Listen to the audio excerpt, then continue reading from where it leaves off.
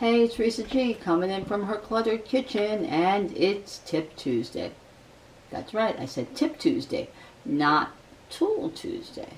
And that's because I've decided for the next few weeks or next few months, depending on how busy the store is, that I am not going to do Tool Tuesdays because I've run out of either tools or gadgets or things that I want to talk about to do with tools.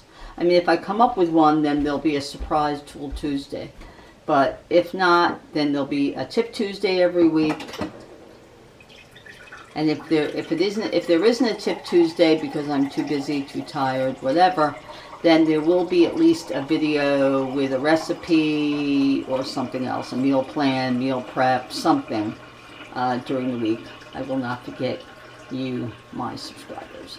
But I've started a week of 6-day weeks at the store, and I have a feeling that this summer is going to get busier and busier. We've got July 4th, you've got Labor Day, you've got vacation, all kinds of reasons for people to shop at the supermarket, and I have a feeling it's going to get crazier and crazier like it was last summer.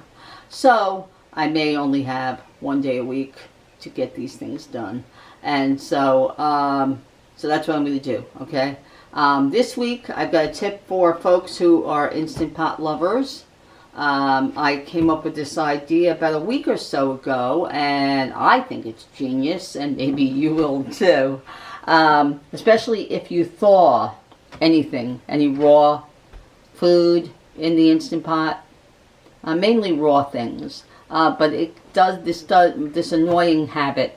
This annoying thing happens with rotisserie chicken too, and certain cooked meats. I find that they get stuck, you know, after you take it out of the machine and it's thawed out. There are little bits of food stuck all over these little crevices, especially with the trivet that comes in the machine.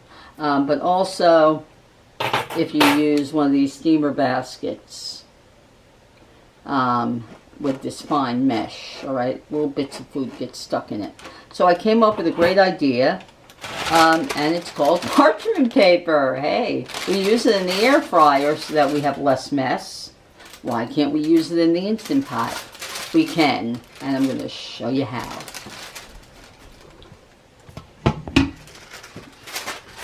Okay, well, I've got my 8 quart set up.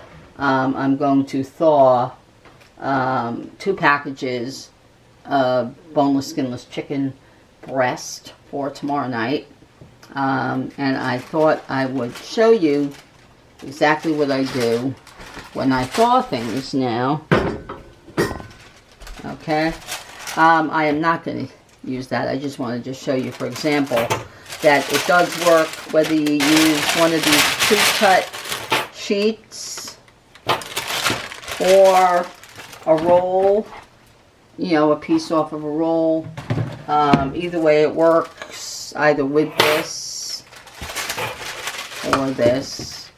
Okay, I'm going to use this one just because that's what most people have. Okay, all right, I'm going to add my water. I'm going to add my trivet, like I always do. Okay.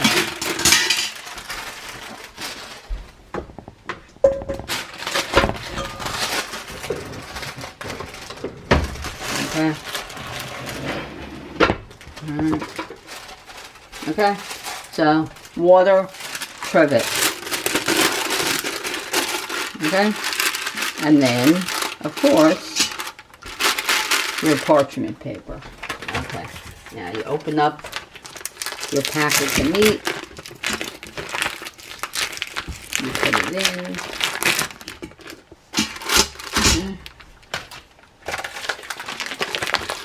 Remember, totally solid, very thick package of chicken breast. There's either 2 or 3 in each. Yeah. All right. And now this one's plugged in already. Alright, I'm gonna lock the lid.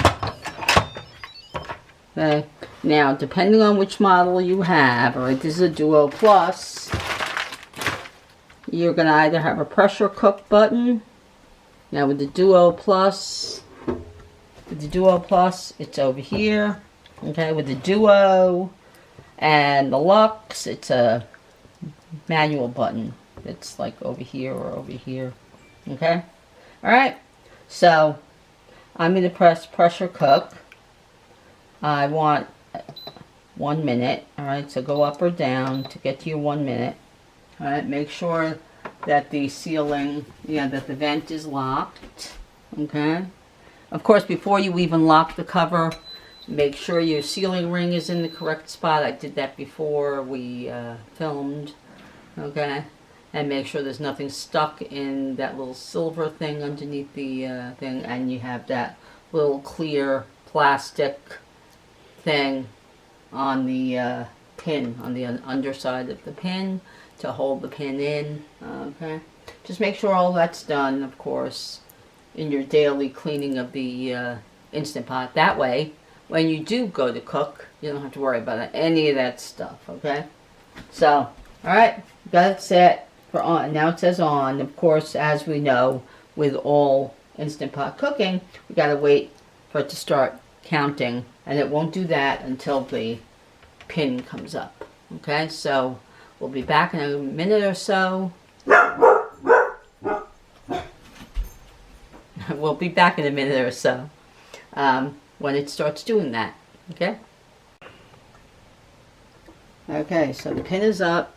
The pin is up.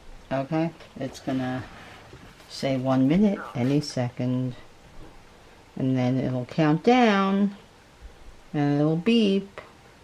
So when it does that, then we can open it, and you'll see it's all thawed, and hopefully it will be. But you'll also see that there's nothing stuck to the paper, right? It's just some juices from the meat. That's it. There's some juices from the bottom of the pot. And all I have to do is throw it in the dishwasher or rinse it out. And that's it. Come on, baby. I guess you can put it there and then we'll just... See? Now it says 1. Alright, so 1 minute. 1 minute to count down. 1 minute to count down, and then it'll go, and I'll open it, it'll go right, it'll go beep beep beep. Only thing I don't like about any of these machines is that they beep forever. I mean, the Instant Pot does. The air fryer, I think, beeps like 4 or 5 times, something like that, when it's done. Really, it has to beep once or twice. That would be more than enough. I really think the manufacturers should get on that, because it's very annoying. I think there are certain models that you can turn off the beeps. But, hey, what's with all the barking? What's with all the barking this afternoon? There you go. Beep, beep, beep. Okay, so I'm going to press cancel. See? It beeps and beeps and beeps and beeps and beeps. Alright, I'll turn it off. Alright, I'm gonna... Actually, I have to do it this way. Alright, we don't want the steam going anywhere near the cabinet. And since it's only a cup of water, it shouldn't be doing that for too long. Let's see what we got. Okay, and it's thawed. And of course it's hot, so let's get some hot pads. Okay, now get your hot pads. Now you can either pull it out by the actual paper, or if you have, obviously if you have an Instant Pot, you have one of these handy dandy, alright, trivets. Okay. So I'm going to pull it out. Okay. And first of all,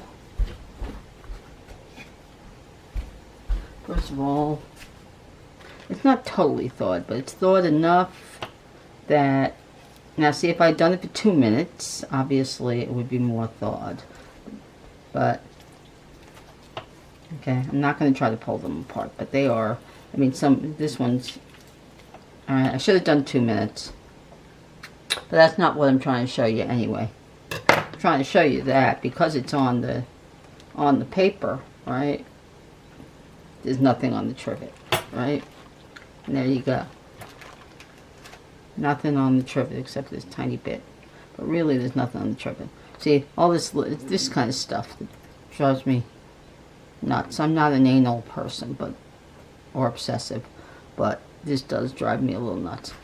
But even worse is when it gets stuck around these other inner parts. So obviously it didn't, right? It didn't get stuck. And that's what I was trying to show you. Parchment paper works really well. All right, not just in the air fryer, but also in the Instant Pot, also in your oven. So it's a game changer for all cooks, even for people who just, you know, heat up, you know, like frozen food from the supermarket and want to have no cleanup. Parchment paper is the way to go. But it's really the way to thaw in the Instant Pot. And that way nothing gets stuck, or very, very, very little gets stuck to your trivet or your steamer basket or any kind of a steamer thing insert that you use in the Instant Pot. And that is my genius tip for this week. So if you enjoyed it, of course, press like.